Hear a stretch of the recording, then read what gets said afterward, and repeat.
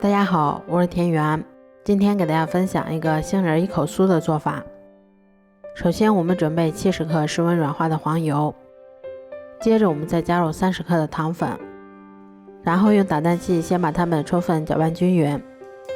搅匀后，我们再少量多次的加入35克的鸡蛋液，然后用打蛋器把它们再次充分搅拌均匀。搅匀后，我们先筛入110克的低筋面粉，然后再往里面筛入20克的奶粉，接着用铲子把它们上下翻拌均匀，一直翻拌成像这种没有干面粉的状态。翻拌均匀后，我们取适量的面剂，先在手心处把它揉成圆球，然后再用手把它轻轻地按压成小饼的形状。都做好后，把它们依次放到铺有硅油纸的烤盘里面。接着我们在表面先给它刷上一层蛋黄液，最后我们在表面再摆放一些杏仁片就可以啦。接着我们把它放到烤箱里面，烤箱中层上下火170度，烤20分钟左右就可以啦。这样做出的杏仁一口酥吃起来非常的酥脆香甜，